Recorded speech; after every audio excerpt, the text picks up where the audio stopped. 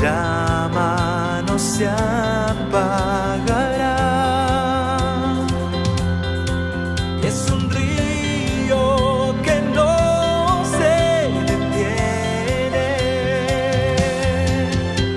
El arca por fin está en casa. El rey ha venido a morar. El avivamiento en calle Broadway. River Church es un río que no se detendrá jamás. No. River Church es un río que no se detendrá jamás.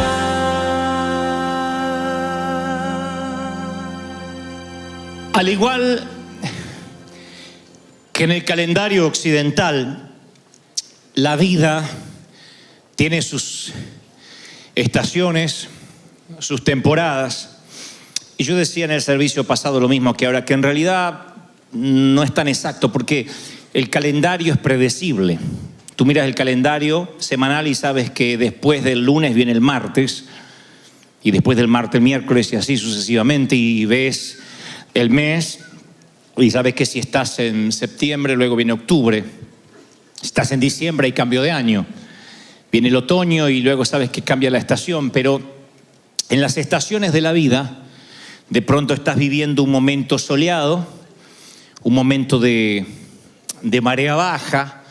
No digo de suma felicidad, pero sí esos momentos donde dices, no me enfermo, tengo para comer, tengo lo necesario, tengo una familia. Y en una hora la temporada puede cambiar diametralmente, porque es como que se inmiscuye sin advertencia un nuevo tiempo. Aquí hay mucha gente que me ha contado que una llamada telefónica le hizo añicos los planes, la agenda, el presupuesto. No es de extrañarse que a veces una internación de último momento de un niño, de alguien de la familia, haga que tus planes financieros se deshagan, que todo lo que tenías pensado hacer en los próximos meses quede hecho añicos o trizas. Tan pronto te das cuenta que te llega el bill del hospital, de la internación, de los medicamentos. Por poner un ejemplo, hay otras cosas más graves, como puede ser un golpe, un shock, el enterarte de algo que de pronto hace un sismo en tu corazón y todo lo que creías que estabas construyendo se desmorona como un castillo de naipes. Y esto no es patrimonio del que no tiene a Dios, porque esa es la falacia, pensar que las tribulaciones vienen para los que no tienen a Dios, o en su defecto los que lo tienen pero están haciendo las cosas mal. Yo me crié en iglesias así, donde se miraba con espíritu de sospecha y desconfianza a aquel que de pronto le tocaban momentos económicos frágiles, o aquello cuya salud de pronto empezaba a desmoronarse. Inmediatamente la reprimenda era: te estás enfermando porque debe haber un pecado oculto, algo que no confesaste. Si estás en crisis financiera es porque no diezmas, y si no diezmas es porque a lo mejor tampoco tienes para hacerlo porque estás desobedeciendo a Dios, o el empleo que tienes no es el que el Señor le agrada, o no tienes empleo porque algo hiciste mal. Siempre hemos visto la crisis como la mano negra de Satanás. Y nos cuesta entender que a veces las crisis, los desiertos, los momentos duros que nos toca atravesar, las temporadas por los hospitales, incluso aquellas que son más serias, que nos llevan a caminar por la grama de un panteón, de un cementerio, son permitidas por el Señor, nos guste o no nos guste. Y sé que esto puede sonar anti-victoria o anti-mensaje positivista, pero el pastorear una congregación día tras día, semana tras semana, en esta última década, me ha enseñado que las tribulaciones, los momentos tristes, son parte de la vida. Ignorarlo es una torpeza. Decir que no vas a tener derrotas en la vida, momentos tristes, es una canallada de parte de los que nos toca la providencia de que ustedes nos presten los oídos. Es una canallada decir, no, si estás en derrota es porque Satanás tiene algo contra ti necesariamente. Sí, tiene algo contra ti, Satanás te odia, pero no necesariamente lo que te está ocurriendo proviene de la mano de Satanás. Yo creo que hay crisis, hay cosas que Dios permite por una razón, por un proceso. Temporadas que de pronto no sabes por qué, cambia tu vida tal como la conocías. De pronto los problemas empezaron a rodearme como un enjambre de abejas cuando menos lo estaba esperando. ¿Qué lectura hacemos? Yo digo que uno toda la vida toma decisiones. La vida son decisiones. No se puede vivir de modo que la vida nos pase por arriba y esperemos que el destino, la suerte, la timba, la tómbola decida por nosotros. Hay que decidir. La vida se vive de manera intencional. Uno toma decisiones todos los días, desde qué pasta dental va a utilizar, si se va a peinar o no se va a peinar, si por amor al prójimo se pondrá desodorante o no. Uno decide cómo se va a vestir y si a la noche comerá bistec, pollo, pizza. Son decisiones que no trascienden y ni definen la vida de nadie. Y después están las otras decisiones. Las otras que tomamos en días soleados, en días de zozobra, en días de marea baja. ¿A qué me voy a dedicar? ¿Qué carrera voy a seguir? ¿Cuál va a ser mi llamado, mi ministerio? Con la mente fresca, sin problemas a la vista, sin un frente de tormenta. Son decisiones que por lo general solemos no equivocarnos. Y después están las otras, las decisiones que uno tiene que tomar bajo tormenta. Cuando estás echando el agua, los vientos huracanados y uno tiene que decidir. Esas decisiones son las más complejas porque uno no tiene la mente totalmente clarificada. Y ahí es cuando nos podemos equivocar. Cuando decidimos bajo tormenta, cuando decidimos bajo presión, cuando decidimos tristes, o lo que es peor, tomamos decisiones demasiado cansados. Y no hablo del cansancio físico que se puede reponer tras 8 horas de cama o 6 horas. Hablo del cansancio del alma, cuando estás agotado, cuando todo hace que a tu alrededor parece que se viene contra ti en un frente de tormenta y estás intolerante y te cansa cualquier cosa. Ahí tomas una decisión y posiblemente estés equivocado. Hay gente que se ha casado bajo tormenta. Hay gente que se ha divorciado en medio de una tormenta. Hay gente que ha abortado bajo una tormenta. Y luego se arrepienten toda la vida porque no era el mejor momento para decidir o para tomar ese tipo de decisión. Si vas a la cárcel, te vas a encontrar con mucha gente que bajo presión tomó la decisión incorrecta. O sea, todo mundo vamos a tener complicaciones. La vida, como digo siempre, no es un paseo por el parque. La vida es compleja. Amar duele, emprender causa adrenalina, soñar cuesta, trabajar duro tiene su precio y también su paga, pero su precio. Cada cosa que nosotros hagamos tiene su costo. Pero sin embargo, cuando la gente en esa presión emocional, bajo tormenta, toma decisiones, a veces se lamenta toda la vida. Y digo, si vas a la cárcel, te vas a encontrar con gente que dice por 1 minuto, por 2 minutos, si lo hubiese pensado mejor. Y como esas decisiones hay otras que no te cuestan la cárcel, pero te cuestan una quiebra financiera, un matrimonio infeliz, un sitio donde no querías vivir y te arrepientes porque todo se basa en la decisión. Los Angeles Times publicaba hace unos meses atrás la noticia de alguien que había sido asesinado, un vecino que había sido asesinado con un cuchillo de carnicero, y por las huellas, por el ADN, dieron con la persona que había cometido el ilícito. Cuando llegaron a verlo y a detenerlo, él dijo, no fui yo, fue mi hermano. Quiso acusar al hermano, un hermano gemelo. Pero la treta no le resultó porque ya la policía había estado con el hermano gemelo y el hermano gemelo tenía un récord intachable. 0 antecedente criminal. Sin embargo, que acusó al hermano, había tenido entradas en la policía, multas, mucho background, que inmediatamente lo condenaron. Y los sociólogos estudiaron el caso y llegaron a la conclusión, o arribaron a la conclusión de que, ¿cómo puede ser que 2 gemelos, criados en la misma casa, que responden a los mismos padres, que comen el mismo cereal por la mañana, que juegan con el mismo perro, que tienen supuestamente el mismo entorno, Uno tiene un récord intachable ante la ley y otro es un delincuente y pasará el resto de su vida en la cárcel en prisión perpetua. Gemelos. Y llegan a la conclusión, insisto, que todo tiene que ver con la decisión. Uno de ellos, ante una crisis, decidió mal. El otro decidió bien. Siempre las tormentas nos hacen decidir. No podemos estar exentos de problemas. El tema es qué hacemos cuando estamos bajo tormenta. ¿Qué decisión tomamos? El sufrimiento va a venir, el dolor va a venir. Si alguna vez la vida, Dios te lleva a otra ciudad y te congregas con otro pastor y te dice que si estás en derrota o pasas por crisis es porque te apartaste de Dios y eso es obra de Satanás, no le creas. Es un embustero. Porque la vida tiene cosas lindas, maravillosas, pero también el Señor prometió que tendríamos aflicción. Y como el Señor nos habló hace unos días atrás, está bien que a veces no estés bien. Está bien que estés pasando crisis. No eres raro.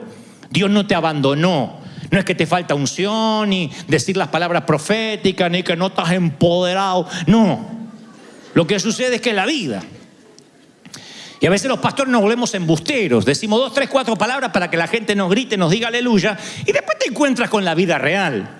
Y la vida real es muy diferente a lo que se puede arengar detrás de un púlpito o en un stage. La vida real es real.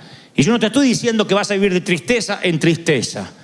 Pero sí que van a venir tormentas, porque el Señor lo prometió. Edifique sobre la roca o edifique sobre la arena, el pronóstico para ambas casas, tormenta.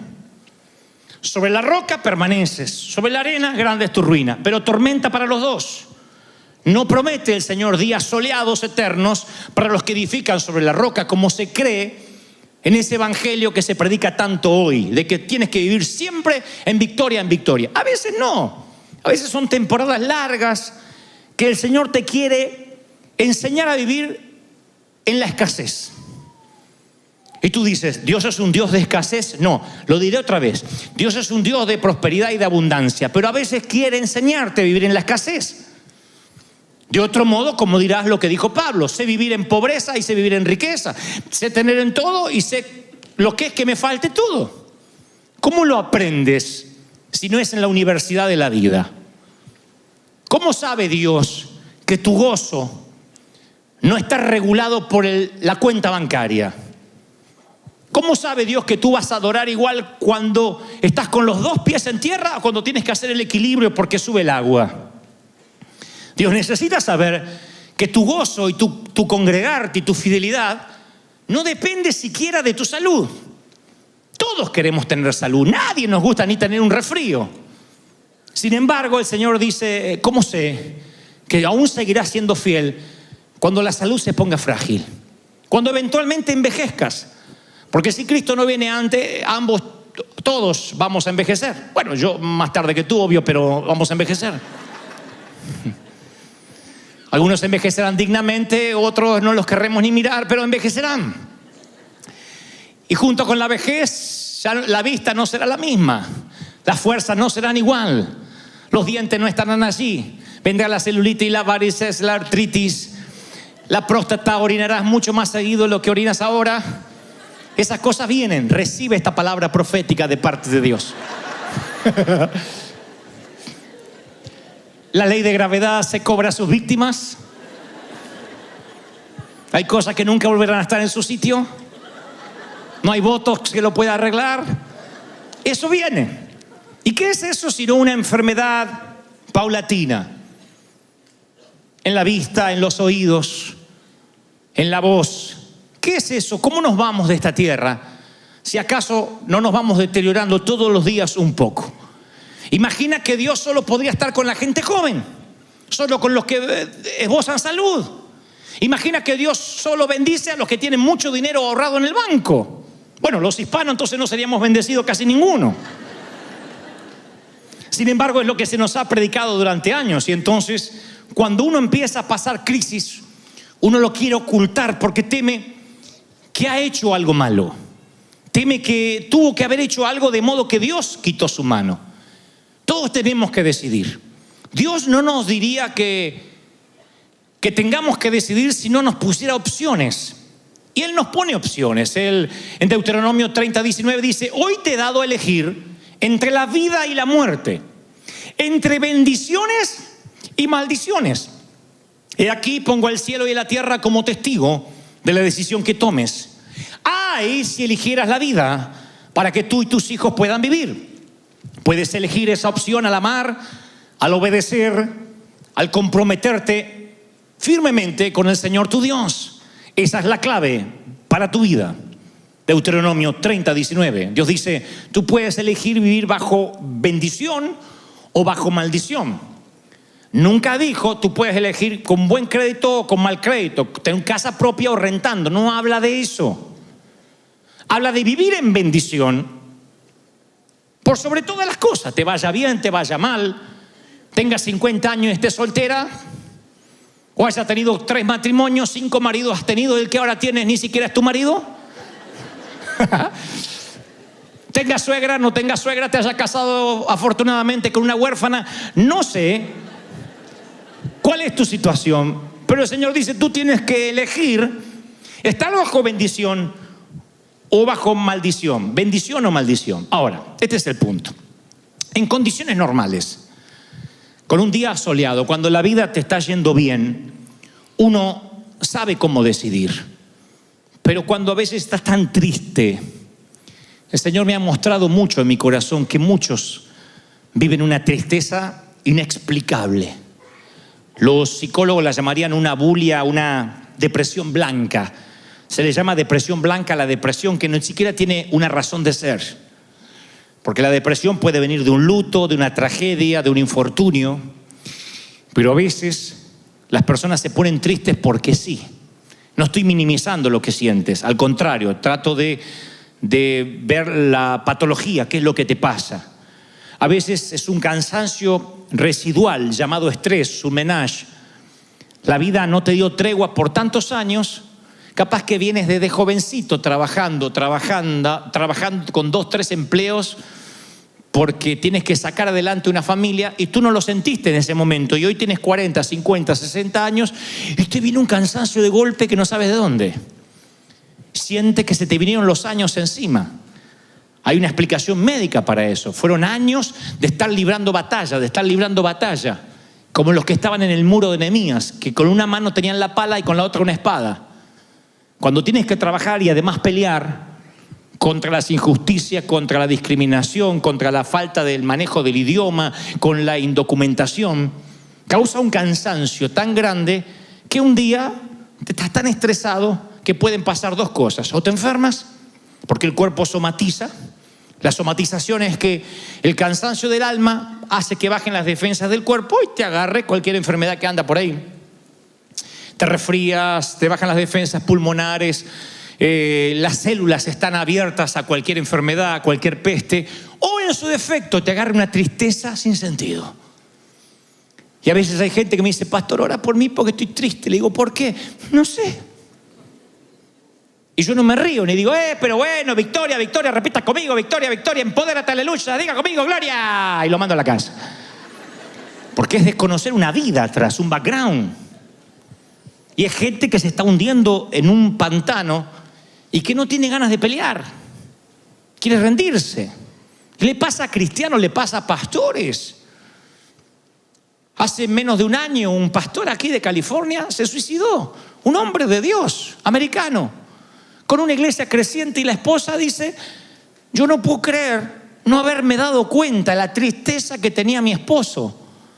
Parecía que él era feliz cuando ministraba, pero llegaba a casa y entraba en unos pozos. Usted dice, un hombre de Dios, ¿y qué lo agarró Satanás y se endemonió? Esa es la lectura más fácil, se endemonió. Yo tengo otra lectura. Viene en crisis, porque las crisis vienen para todo el mundo. El Señor le dijo a sus amigos, a sus discípulos, vienen aflicciones, vienen momentos difíciles.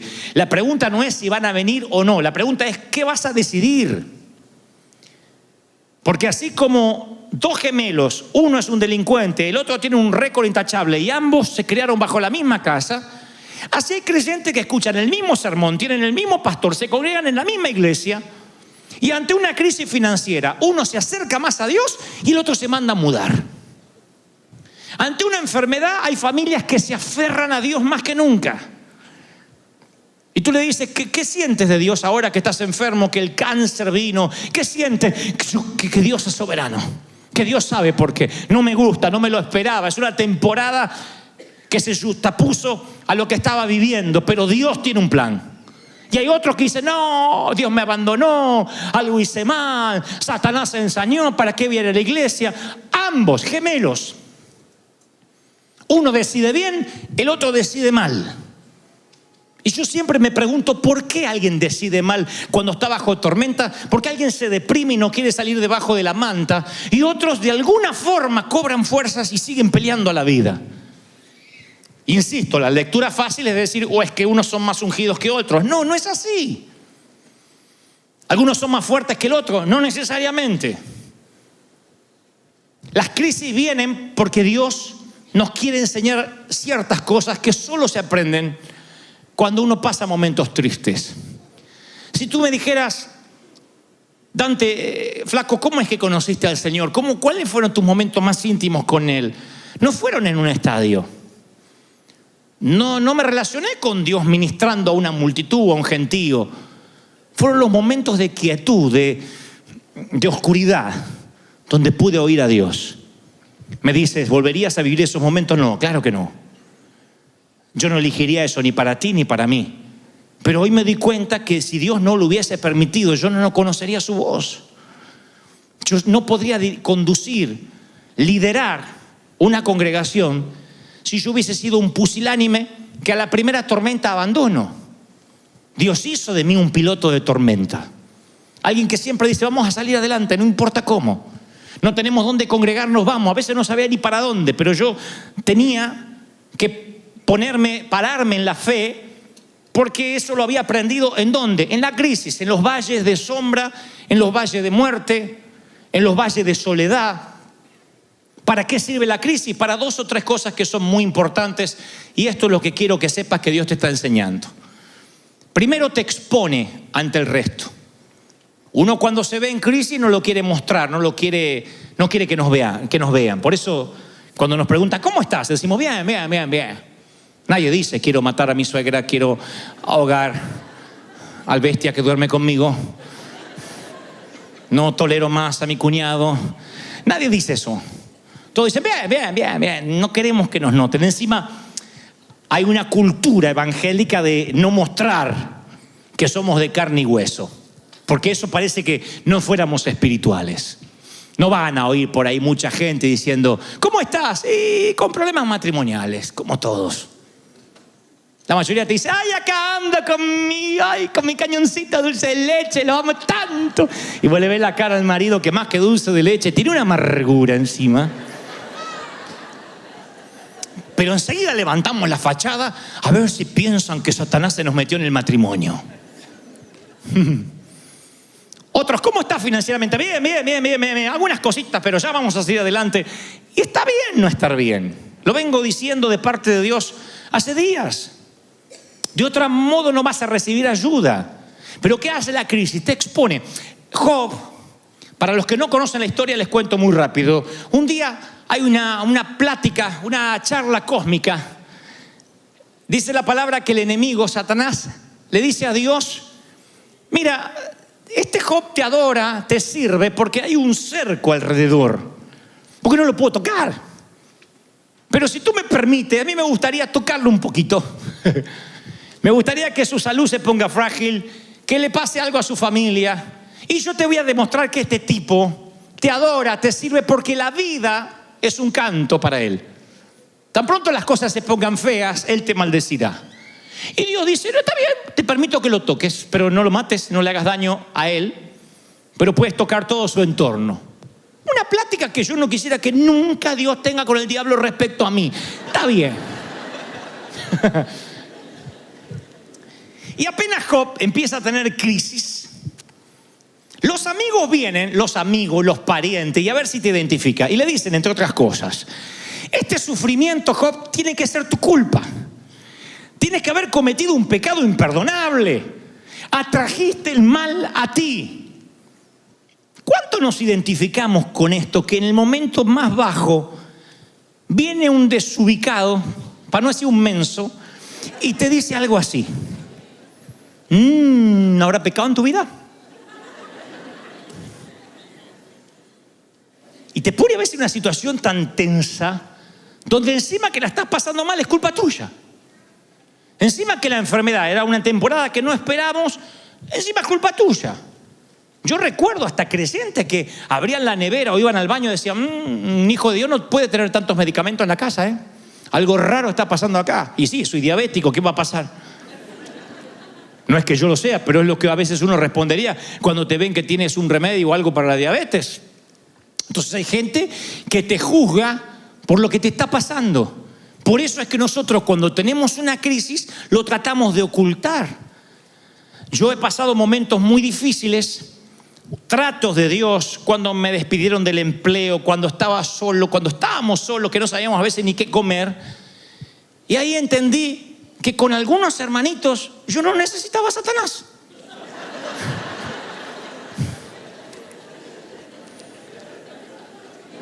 ¿Te sientes identificado? ¿Te ha tocado gente así? Amén, dice, sí. Que tú dices, bueno, está bien que no colabore con el arca, pero que no ayude con el diluvio. Viene gente y te carga. Entonces ustedes dicen, ¿y eso es bueno?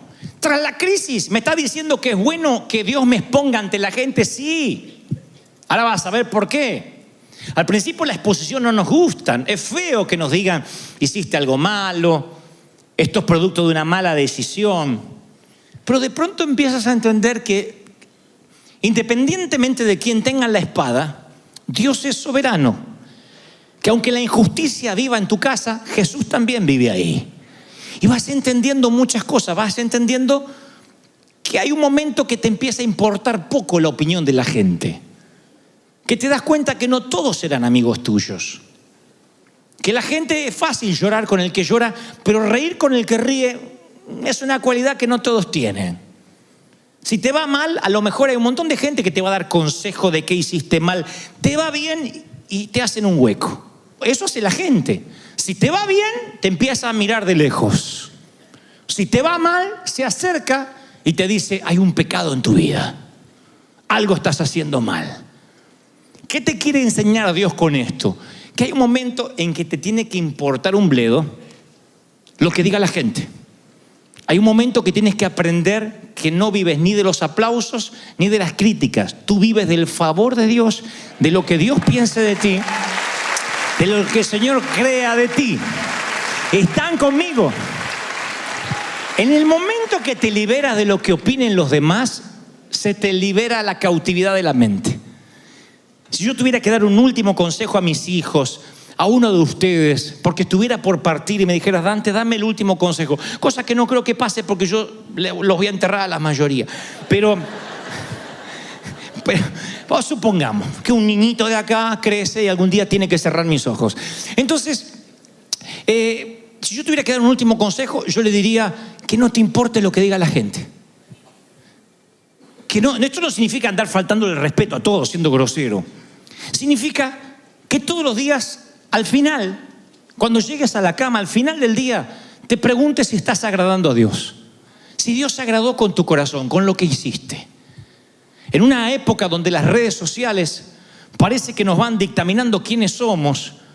En una época donde un like nos hace sentir bien y cuando nos bajan el pulgar sentimos como que lo hizo el César en el Coliseo Romano. Y nos van a comer los leones. Hay gente que se deprime. Yo hablé hace poco con los jóvenes y me constataron que se deprimen. No me sigue más, no me sigue más. No sé por qué no me sigue más. Me quitó el like y se quiere suicidar porque no lo sigue más la amiga que está allá. Subí 2 brownies que cociné y no los comentó. ¿Really? ¿De verdad? ¿De verdad? Entonces uno vive una vida ficticia. Muestra en las redes no lo que somos, lo que queremos mostrar. Y nos muestran lo que ellos quieren mostrar. Y nos ponemos like el uno al otro. ¡Ay, qué lindo! ¡Ay, pasando unas vacaciones, qué lindo! Me consta de parejas que se sacan fotos súper, ultra, hiper, macro, extra felices. Y para sacarse esas fotos se pelearon. De verdad. vení acá, sacate la foto, vení, no,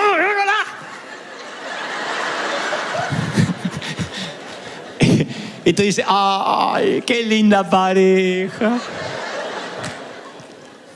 Y se fueron insultando los dos porque no querían sacarse la foto, uno de los dos. Entonces las redes mienten. Las fotos con filtros nos hacen creer, le hacen creer al otro que somos lo que no somos.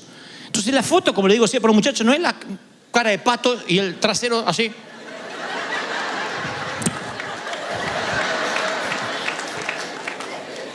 No es la vida real.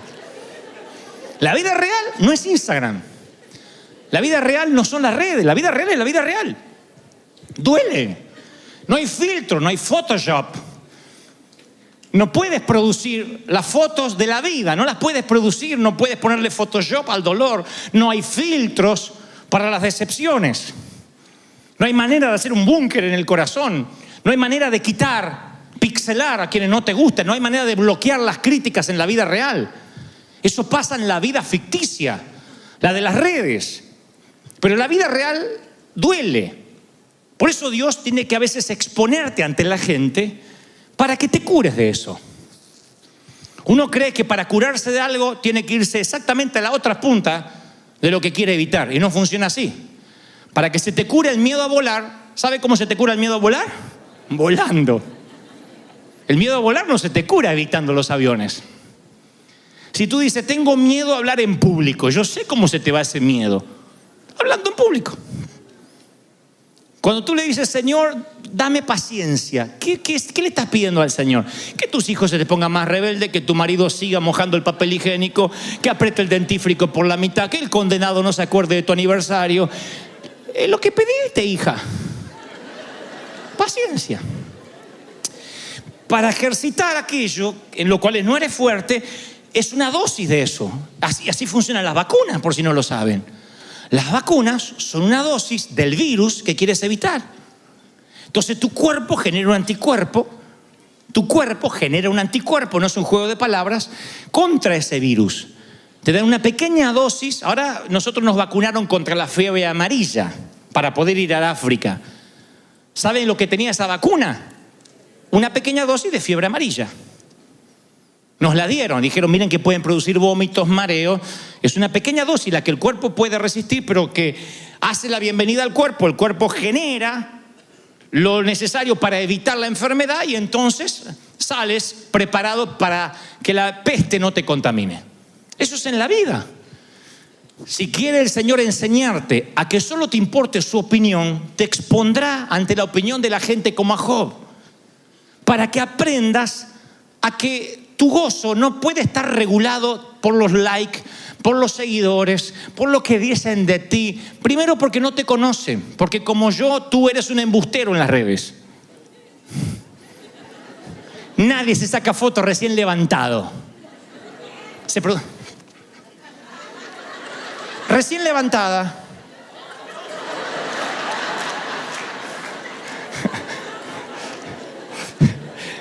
Mentira. Eres más fea que eso que vimos.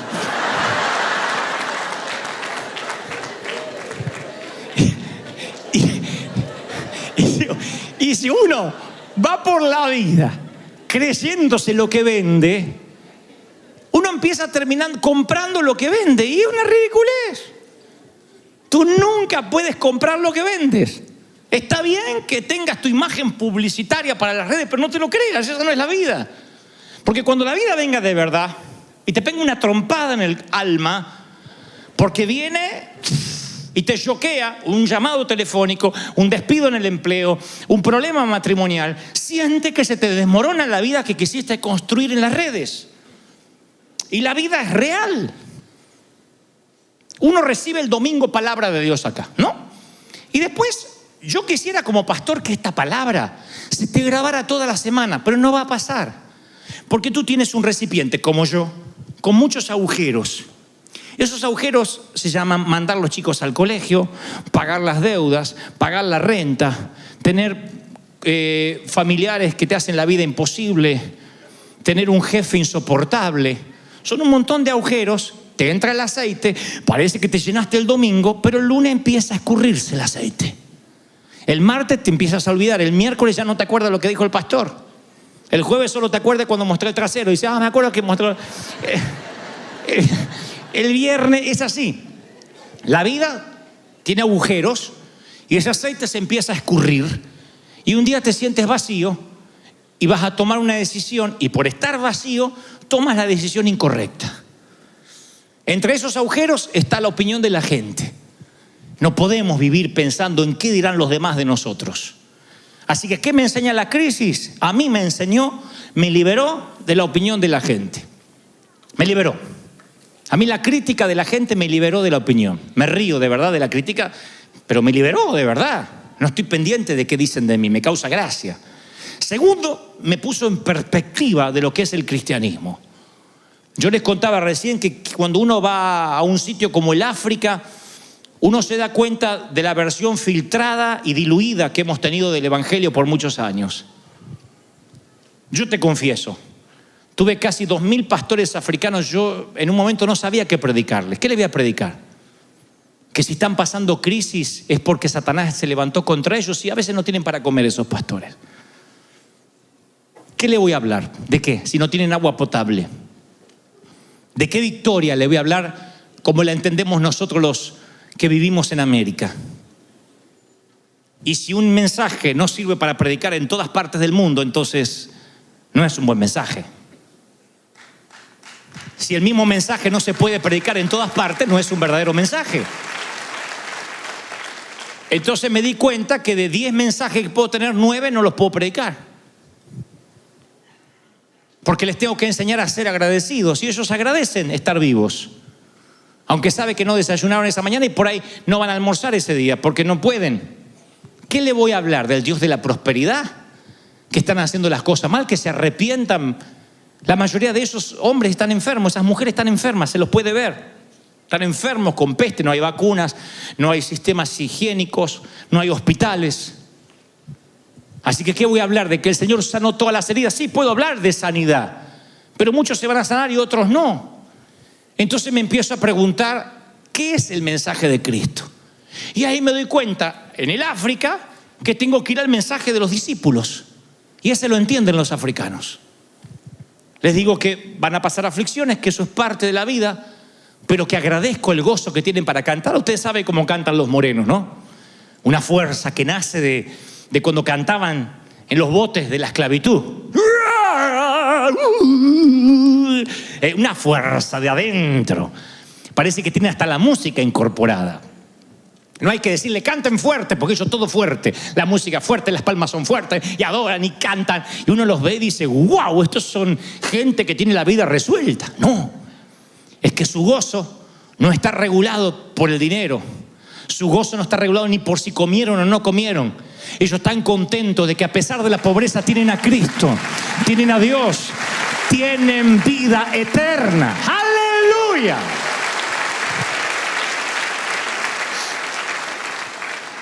Así que les digo que Dios usa a la gente rota. Les digo a los africanos que Dios los utiliza a ellos para enseñarnos a nosotros, a los que nos quejamos, a los que nos deprimimos por boberías, que Dios de algún modo los ubicó ahí, casi en lo último de la cadena alimenticia social, para aquellos que siempre están mirando para arriba, a los que les falta de tanto en tanto los mire a ellos y se dé cuenta lo desagradecidos que son, porque somos desagradecidos hasta que la crisis nos pone en perspectiva. Uno cree que es bendecido si tiene una casa propia, si tienes un ministerio reconocido, si te va bien en el empleo. Y un día llega la enfermedad, llega la temporada esa que se inmiscuye sin que lo esperas. Y entonces, ¿qué te pasa? Ordena tus prioridades. Las cosas que antes te importaban quedan muy por debajo de la cima. Las cosas que te parecían que te iban a hacer feliz, de pronto se transforman en eso, cosas. ¿Y qué hace la crisis?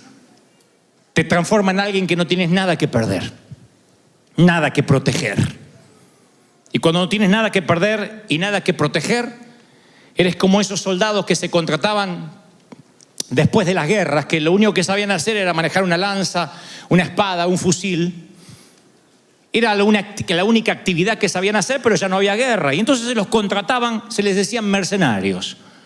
Se les pagaba para que defendieran a veces a un rico, para que pelearan una batalla privada. Se les decía mercenario, aunque la palabra tiene mala prensa, porque uno podía usar sus habilidades sin temer de que los iban a traicionar, porque era gente que no tenía nada que perder. Por lo general eran soldados que habían perdido a sus seres queridos en la guerra, no tenían propiedades, lo único que sabían hacer era pelear. Se los contrataba para una batalla y sabían que como no tenían nada que perder y nada que proteger, entonces iban a ser efectivos en lo que tenían que hacer. Permítanme la metáfora, pero cuando la vida te golpea, cada vez te das cuenta que tienes menos para perder y menos para proteger. ¿Quieres ver a un hombre que Dios utiliza de una manera formidable, sin límite? Muéstrame a alguien que en algún momento de la vida lo perdió todo y no está atado a una casa. No se deprime porque Bank of America le manda una carta, porque ya la perdió la casa y vio como Dios lo bendijo de alguna manera. Muéstrame a alguien que salió de una enfermedad, que tuvo una larga temporada en el hospital, salió de allí, y yo te mostraré a alguien que jamás se va a enojar porque le hagan una mala cara, porque no le den un asiento, porque no me tocó la licuadora, porque él viene de un cáncer. Y como se peleó contra el cáncer, para lo que otros son grandes batallas, para él son boberías. Él no tiene nada que perder. Lo único que le interesa es agradar a Dios. Muéstrame a alguien que lo criticaron sin piedad gran parte de su juventud y le dijeron payaso, anticristo, apóstata, y yo te mostraré a un hombre seguro hacia dónde va, qué quiere y para qué, porque sabe que le quiere agradar a Dios. ¿Están conmigo, sí o no? Entonces yo veía en las Escrituras dos personas, como si fueran los mismos dos gemelos que publicó Los Angeles Times. Nada más que esto está en las Escrituras mucho antes que esta historia de los gemelos. Son dos reyes ungidos por el mismo profeta, mismo entorno, mismo cuerno de aceite, mismo Dios que manda ungir a ambos, Saúl y David. Voy al final de la vida, de la biografía de ambos, y Saúl se suicida en su propia espada, muere pseudamente endemoniado, consultando a las brujas, lejos de Dios, descartado para que sea rey, sin unción. Voy a la biografía de David y lo veo hasta el día de hoy como un hombre conforme al corazón de Dios, según el adjetivo divino del Padre. Le dicen a Jesús, hijo de David, no le dicen hijo de Saúl, hijo de David. O sea, nunca nadie lo moverá de la genealogía del maestro.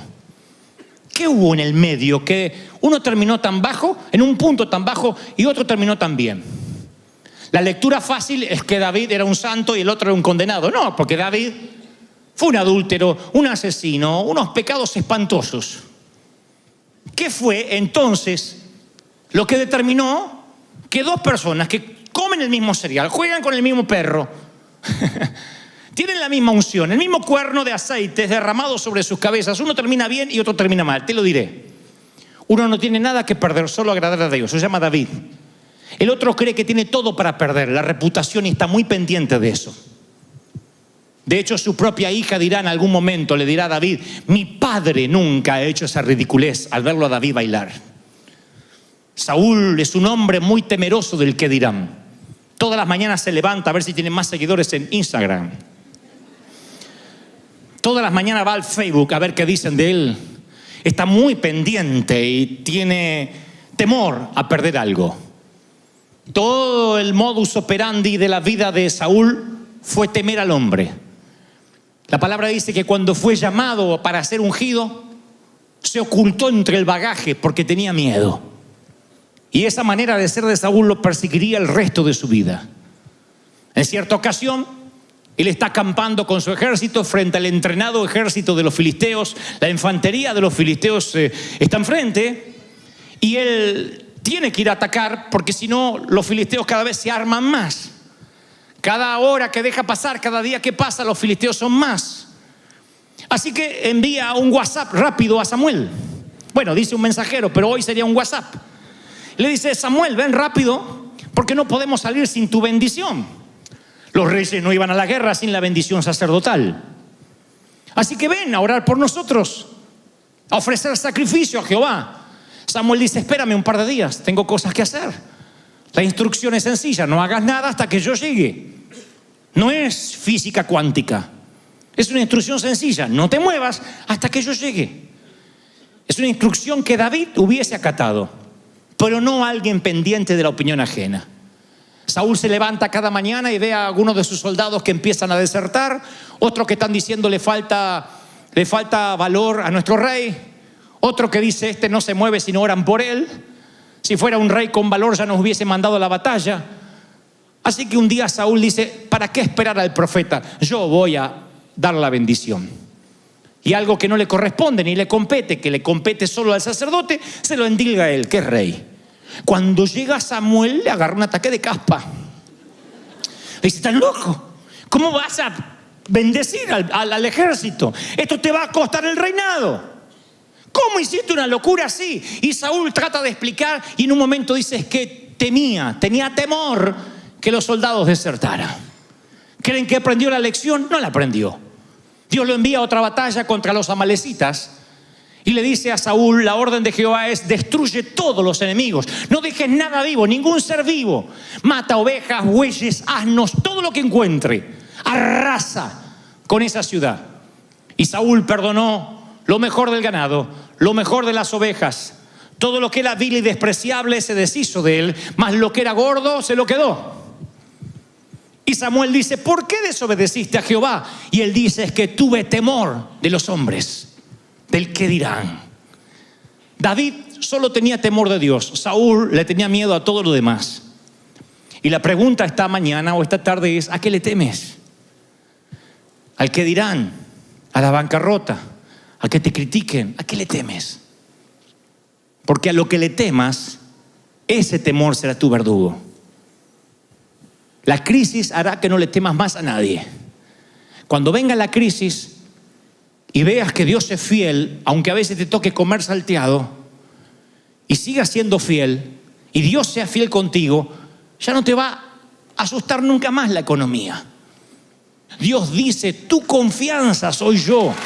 Yo te traje y te vas cuando yo digo que te vayas. Yo te sostengo. Yo soy quien te fortalece. ¿Están conmigo, sí o no? Entonces de pronto, cuando le temes a todo, Dios tiene que pasarte por un proceso para que dejes de temer, para que seas alguien que no tenga nada que perder. Porque si has pasado por el sufrimiento, ya no te afecta el sufrimiento. No estás diciendo, si yo tengo salud sirvo al Señor, si no, no lo sirvo. Ya has pasado por ahí. Y dice, Señor, si me das salud te sirvo mejor. Y si no, tendré que luchar con mis achaques. Pero aún así te seguiré amando. No le temes al sufrimiento. No le temes a la confianza, a los aplausos o a la crítica de la gente. Eres indestructible cuando no te importa el que dirán. Porque tu confianza está basada en Dios. No le temes a la muerte porque sabes lo que te espera del otro lado. Entonces cuando no le temes a nada, eres indestructible. ¿Están conmigo, sí o no? Yo les contaba en el servicio de la mañana que hace unos años yo estaba en un sitio con muchos pastores y era un poco, no sé si la oveja negra, pero yo no encajaba mucho con el léxico que tenían los ministros. Son toda gente muy amada y yo soy amigo de la mayoría. Pero tal vez porque yo soy argentino, qué sé yo. Pero es como que no encajaba mucho. Entonces un día estábamos reunidos con un grupo de pastores y viene alguien que es un profeta de Dios, que también quiero mucho, a decir verdad. Me dice delante de los ministros, Dante, tengo una palabra para ti. La palabra de Dios. Y hacía todo así el rictus, como que le estaban bajando los mails, ¿no?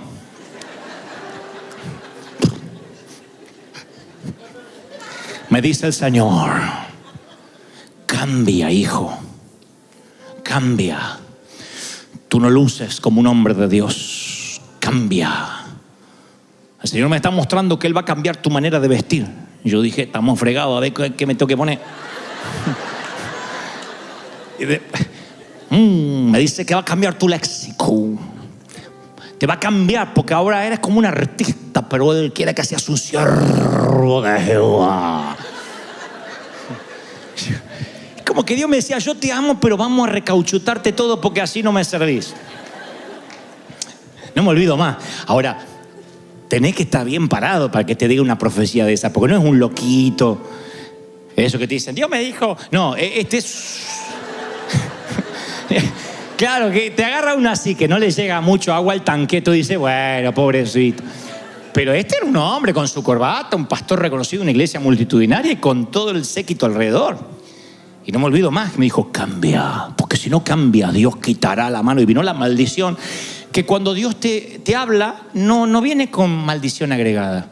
Yo quiero que sepan esto, abro un paréntesis. Ustedes a veces me dicen, yo no sé si Dios me habló o no me habló. Cuando Dios te habla, tienes que sentir que te habló un papá que te ama. Si te quita la paz, si te queda como una amenaza latente, ese no es Dios. ¿Por qué? Porque yo soy papá. Y yo amo a mis hijos con locura. Y aunque esté muy enojado, jamás le diría, o te portás bien o te meto en un internado y no me ves nunca más la jeta, como nos decían antes los padres a nosotros.